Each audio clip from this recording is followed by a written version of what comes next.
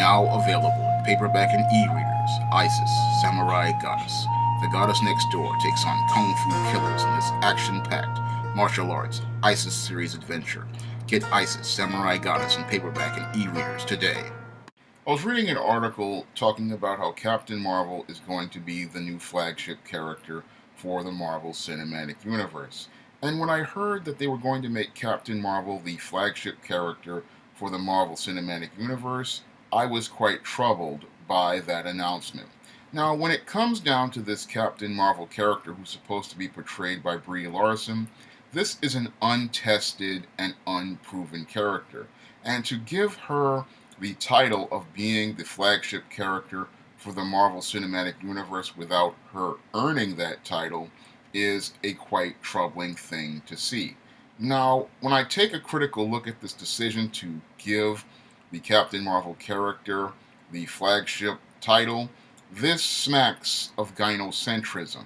And it smacks of gynocentrism because it looks like the beta males who are running Marvel want to try to elevate a female to a high position, but then this female is being elevated to this high position without earning any sort of merit. And without her earning this position, that's something that we really need to take a real critical look at, because your Captain Marvel in the comics is one of the most poor selling characters in the Marvel Universe, and she's one of the most reviled characters in the Marvel Universe. So giving her this flagship status is something the character has not earned, and she has not even proven at the box office. Now, if they wanted to build the new Marvel Cinematic Universe around someone, you would think it would be the Black Panther. Now, the Black Panther has proven that he's a box office hit, and he has proven that he has an international following. So you would think you would want to lay your foundation around the Black Panther in the same way that the Marvel Cinematic Universe laid its foundation on Tony Stark and Iron Man in the original first three phases of the Marvel Cinematic Universe. You would think you want to lay your foundation on a proven character and a character who has a proven following, not an untested and unproven character. Now, in addition to the gynocentrism I see with this announcement to make Captain Marvel the flagship character of the Marvel Cinematic Universe, I also see some feminism and some white supremacy. And the reason why I see feminism and white supremacy in this decision is because it looks like they want to elevate this white woman to a position of high status that she has not earned, and they want to deny the black man, the Black Panther, his position that he did earn on merit. Because when we look at the Black Panther, again, here is a character who not only made $1 billion at the box office, but they made $1 billion at the box office over a couple of months. And this character has proven that they have an established following and they have an established position of making money.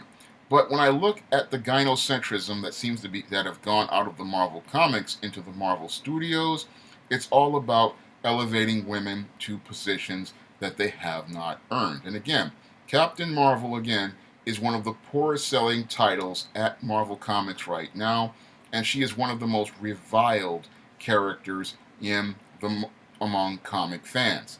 And this Captain Marvel character, as they're presenting her on screen, as I'm seeing it, she's coming across like a Mary Sue in the same way that Rey came across as a Mary Sue in Star Wars. And when it came down to Rey and her being this avatar for Kathleen Kennedy and then being this Mary Sue who could do everything, this is what led to many Star Wars fans disliking Rey and what led to the complete decline of the Star Wars brand.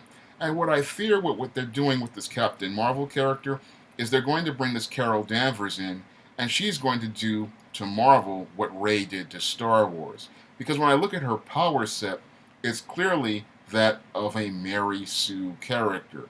Here we have this Captain Marvel character who's going to be coming out of nowhere after the Marvel Cinematic Universe has been built up for 10 years, and she's going to come into the Marvel Cinematic Universe and have the power an ability to go out here and move planets. And I think about that, and it does not fit organically into the Marvel Cinematic Universe.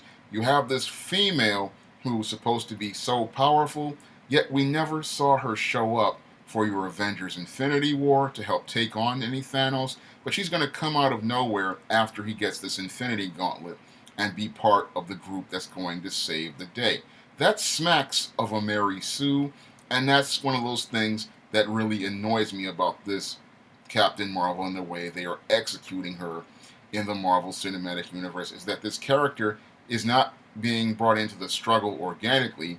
She's being brought in such a way that she's coming across like a Deus Ex Machina and a Mary Sue character who's going to come in and save the day for everyone.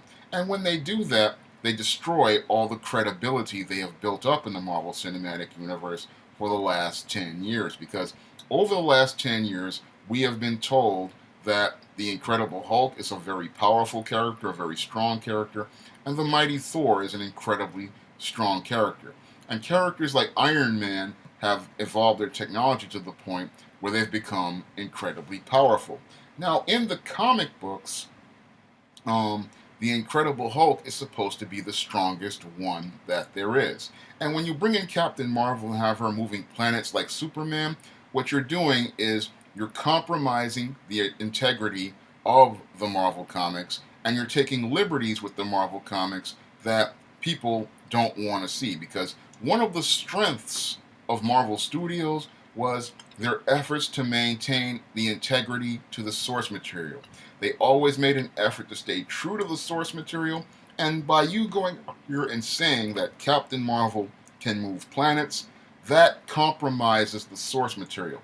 This is the same type of liberty that your Salkins made when they made Superman 3 and 4, and the same type of liberty that your Joel Schumacher took when he made Batman Forever and Batman and Robin, and the same type of liberties that Zack Snyder took in many of his DC movies. Unfortunately, many Marvel Studios fans, they're so caught up in their emotions that they can't see the compromises being made on screen with this Captain Marvel. Because when I look at this Captain Marvel and they're saying that she's so powerful that she can move planets, that's a complete compromise of the Marvel Universe and a complete deviation from the Marvel comic book universe to creating something of your own and creating your own ideas.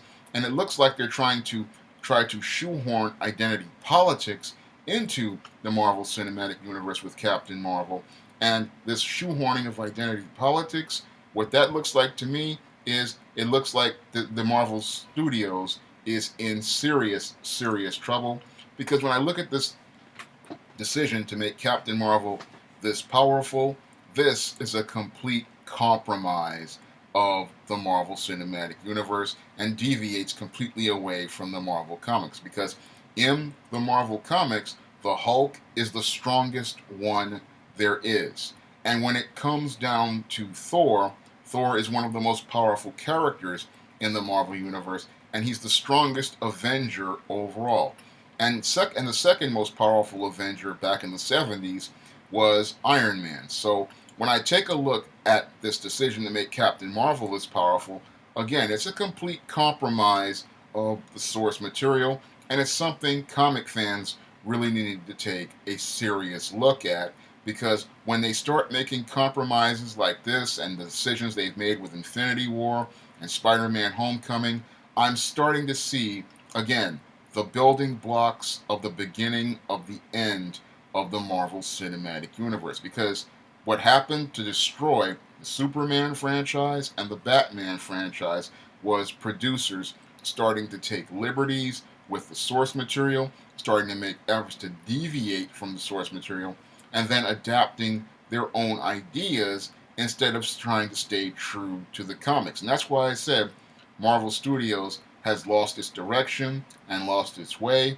And that's why I say Marvel Studios is in serious trouble, because once you start making compromises to the source material and you start going away from the source material, that's when you start having ridiculous ideas put on screen, like those nipples on the Batman costume for Batman Forever and Batman and Robin. And you have ridiculous things like Mr. Freeze wearing a helmet that exposes his face to the warm temperatures that would kill him. And when I look at Captain Marvel, I see the same type of decisions being made. And what I see there with Captain Marvel again is an attempt to make this character into the Mary Sue who goes out here and saves the Marvel Cinematic Universe. And she's going to save it all by herself. But when she saves it, what she's going to do is emasculate all the male characters in the Marvel Cinematic Universe and destroy the credibility of all the characters in the Marvel Cinematic Universe. Now, when I take a look at Ant-Man and the Wasp trailer, I see this whole theme of feminism starting to slowly creep in because we have the bumbling, stumbling Scott Lang and the super intelligent Hope Van Dyne, who's so smart she can do literally anything. And that's another form of Mary suing, where you have this character who just decides she can do everything and she's so smart, but the male character is shown to be a bumbling, stumbling idiot. And this is not what I saw back in 2008 when they did Iron Man, even though Tony did delegate the pushing of the arc reactor to Pepper Potts, but still there was some balance there. But when I take a look at this Ant-Man and the Wasp and the way the Wasp is acting, and I take a look at this Captain Marvel and the talk about her power set, I see how gynocentrism is creeping into the Marvel Cinematic Universe, and I see how gynocentrism may lead to the decline of the Marvel Cinematic Universe, because when you go out of your way to emasculate the male heroes the way that they're planning to, what's going to happen is you're going to wind up alienating the comic fans who have been watching this universe over the last 10 years, because all these characters, again, they were supposed to come together for this infinity struggle, and we wanted to see them overcome the odds of things. But when I take a look at this Captain Marvel character, it looks like she's going to be built up in the same way that Rey was, to be this Mary Sue and this Deus Ex Machina who's going to come in here and emasculate everyone. And that's not something people want to pay money to go see. And if this is the direction they're going to go in, I see the Marvel Cinematic Universe going from being a successful group of movies to falling apart at the end with one of the worst conclusions overall. Because this Captain Marvel character, as I see it, this is not a good decision to make her the flagship character for the future of Marvel Comics. Because not Marvel Comics, but Marvel Studios. Because if this character cannot prove herself through the way of merit, the way Iron Man did, by going out here and having a successful box office, or the same way that Black Panther did by having a successful box office, then there is no reason to make her a flagship character and use her as the foundation to build the rest of the Marvel Universe on, because that's a position she did not earn. And when it comes down to many beta males out here, they often try to elevate women to high positions that they did not earn and did not prove to earn.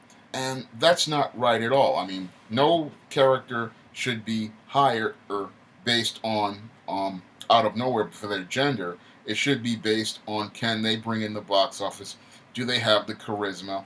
And can you lay a constructive foundation for building the rest of the universe around that character based on things as related to organic storytelling? And when I look at Captain Marvel, this is a character, again, who cannot prove to anyone that she is ready to be a success to build on. What she is just a character that feminists and SJWs like, and because those feminists and SJWs want to see a woman in a leadership position, they are going to force her into this leadership position, whether she fits into it organically or not.